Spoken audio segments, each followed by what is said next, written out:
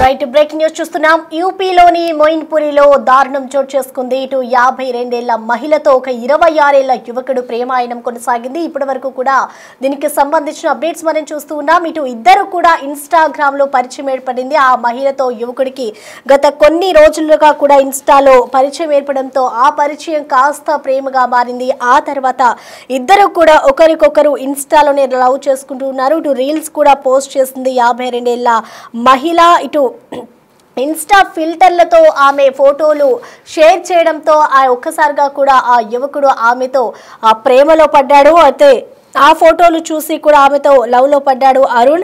ఇటు నేరుగా ఇద్దరు కూడా కలుసుకుందాము అంటూ కూడా అని ప్లాన్ చేసుకున్నారు. సో కలిసిన అనంతరం కూడా ఒక్కసారిగా ఆమెను చూసి షాక్ కు గురయ్యాడు అరుణ్. సో షాక్ కి గురైన అనంతరం కూడా ఆమెను ఎలాగైనా తొలగించుకోవాలనుకున్నాడు. అయితే అంతకు ముందే వీళ్ళిద్దరికి పరిచయం ఏర్పడడంతో అప్పటి వరకు కూడా ఆన్లైన్ లోనే వీరిద్దరు కూడా ప్రేమాయణం కొనసాగించారు. అయితే ఆ రాణి ఎవరైతే ఆ మహిళ ఉందో 52 ఏళ్ల మహిళ, ఆ మహిళ అంతకు ముందు కూడా అతనికి గత కొన్ని డబ్బులు కూడా ఇచ్చినట్లుగా కూడా తెలుస్తోంది. అయితే ఇటు కొన్ని సంవత్సరాల తర్వాత కూడా వారిద్దరూ కలుసుకోవాలని అనుకున్నారు. అయితే నేరుగా ఆమెను కలిసి చూసి షాక్ అయిపోయాడు. ఒక్కసారిగా కూడా నన్ను ఆ ఫోటోలు ఫిల్టర్లతో ఆమె ఈ విధంగా నన్ను మోసం చేసింది అంటూ కూడా యువకుడు అయితే ఒక్కసారిగా ఆమెను చూసి షాక్ కు గురైన సిచ్యువేషన్ కనిపిస్తోంది. ఇటు తనను పెళ్లి చేసుకోవడంతో పాటు ఆ డబ్బులు ఏవైతే రాణి అరుణ్ కి కొన్ని డబ్బులు ఇచ్చిందో ఆ డబ్బులు తిరిగి ఇవ్వాలి, లేదంటే నన్ను పెళ్లి చేసుకోవాలి అంటూ కూడా ఆయనని డిమాండ్ చేస్తుంది. అయితే అప్పటికే రాణికి పెళ్ళయింది, 4 పిల్లలు కూడా ఉన్నట్లుగా కూడా తెలుస్తోంది. సో ఆ మహిళని నేను ఎలా పెళ్లి చేసుకుంటాను, నేను పెళ్లి చేసుకోలేను అంటూ కూడా ఒక్కసారిగా అరుణ్ అయితే విసుగెత్తిపోయారు. సో ఒక్కసారిగా కూడా ఆమెను చూసి ఈ విధంగా ఆ మహిళ ఒక్కసారిగా అతనిని టార్చర్ చేయడంతో ఆయన విసుగెత్తిపోయి గొంతు నులిమి మరి ఆమెను హత్య చేసిన ఘటన అయితే ఇటు యూపీలోని మెయిన్పూర్లో చోటు చేసుకుంది. ఇటు రాణిని గొంతె కోసి మరి చంపేశాడు అరుణ్. అతి కిరాతకంగా కూడా ఆమెను చంపేశాడు. ఇటు నెల రోజుల తర్వాత, అంటే ఈ ఘటన జరిగి దాదాపు నెల రోజులు కావస్తుంది, చాలా రోజులు కావస్తుంది. సో అనంతరం ఈ దారుణ ఘటన ఎప్పుడైతే చోటు చేసుకుందో దాని తర్వాత అరుణ్ పోలీసులకైతే చిక్కాడు. సో ఆ తర్వాత కూడా మొత్తం స్టోరీని ఇటు పోలీసులు అడిగిన విచారణలో అయితే అరుణ్ చెప్పినట్లుగా తెలుస్తోంది. సో మొత్తానికి చూసుకోవచ్చు, ఇన్స్టాగ్రామ్ లో చాలా మంది ఈ విధంగానే ఫేస్బుక్ కానివ్వచ్చు, ఇన్స్టాగ్రామ్, సోషల్ మీడియాలో తెలియకుండా చాలా మంది ఈ విధంగానే ప్రేమలో పడుతూ ఉంటారు. ఇన్స్టాలో ఫిల్టర్లు యూజ్ చేస్తూ కూడా మోసాలకి పాల్పడుతూ ఉన్నారు. సో ఈ విధంగానే అతను కూడా నేను ఆమెను చూసి ఒక్కసారిగా మోసపోయాను, అందుకే నేను ఈ విధంగా చంపాను అంటూ కూడా ఆయన పోలీసులకి చెప్పిన విచారణలో అయితే వెల్లడవుతూ ఉన్నాయి. సో ప్రెసెంట్ మనం దానికి సంబంధించిన విజువల్స్ చూసుకోవచ్చు. ఇన్స్టా ఫిల్టర్లతో ఒక పిక్, ఆ తర్వాత ఫిల్టర్ లేకుండా మరొక పిక్ మనకి క్లియర్ గా కనిపిస్తుంది. అంటే ఫిల్టర్ యూజ్ చేస్తే ఎలాంటి అమ్మాయి అయినా కూడా కొంచెం చాలా పెద్ద ఏజ్డ్ పర్సన్స్ వాళ్ళు కూడా చాలా యంగ్ గా కనిపిస్తూ ఉంటారు. సో అలాంటి ఫిల్టర్స్ యూజ్ చేసి మరి ఇటు అబ్బాయిలనైతే వలలో వేసుకుంటూ ఉన్నారు. ఇటు మహిళలు దాదాపు ఆవిడ పిక్ లో చూస్తే మనము 52 సంవత్సరాలు, అంటే కనీసం ఆమె ఒక మహిళకి ఆల్రెడీ పెళ్ళయ్యి 4 పిల్లలు ఉన్న అమ్మాయి ఆవిడ ఈ విధంగా ఒక 26 ఏళ్ళు, అంటే దాదాపు ఆమెకి ఇంచుమించుగా ఒక కొడుకు ఏజ్ తో కూడిన ఒక వ్యక్తితో ఆమె ఈ విధంగా సంబంధం ఏర్పరచుకుంది. సో అనంతరం కూడా ఇద్దరు ఒకానొక రోజు కలుసుకోవాలి అనుకుంటూ ఉన్నారు. సో ఈ నేపథ్యంలోనే సడన్ గా ఆమెను డైరెక్ట్ గా చూసి ఒక్కసారిగా కూడా అరుణ్ షాక్ కు గురయ్యాడు. సో వెంటనే రాణిని ఎలాగైనా వదిలించుకోవాలి అంటూ కూడా ఆయన అనుకున్నాడు. అయితే అంతకు ముందు ఇటు రాణి అరుణ్ కి కొంత డబ్బును కూడా సహాయం చేసినట్లుగా తెలుస్తోంది. సో అప్పటికి అరుణ్ కి పెళ్లి చేసుకోవాలి అంటూ కూడా ఆమె ఒత్తిడి తీసుకొచ్చింది. అయితే అంతకు ముందు ఏదైతే డబ్బుకు సంబంధించి ఆమె సహాయం చేస్తుందో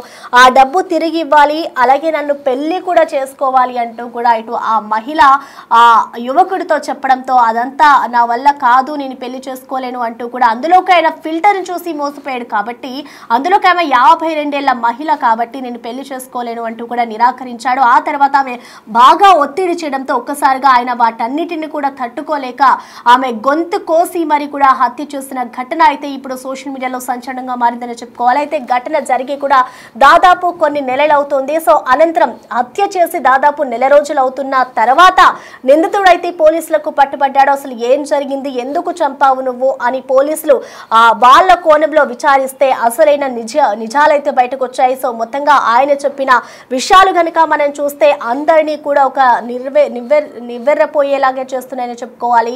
సో మొత్తంగా సోషల్ మీడియాలో అయితే ప్రస్తుతం వీళ్ళకి సంబంధించిన ప్రేమాయణం అంతా కూడా ఇటు వైరల్ అవుతూ ఉంది. ఇన్స్టా పరిచయంతో ప్రతి ఒక్కరు కూడా ఈ విధంగానే మోసపోతూ ఉన్నారు. కొంతమంది ప్రేమ సక్సెస్ అవుతుంది, కొంతమంది అయితే ఫెయిల్ అవుతుంది. ఇటు ఫిల్టర్స్ యూజ్ చేసి అలాగే ఫేక్ అకౌంట్స్ యూజ్ చేసి కూడా ఈ విధంగానే ప్రేమను పడుతూ ఉన్నారు. అయినా కొంతమంది దీనికి సంబంధించి ఒక అవగాహన లేకుండా కూడా ఈ విధంగానే ప్రవర్తిస్తున్నారు.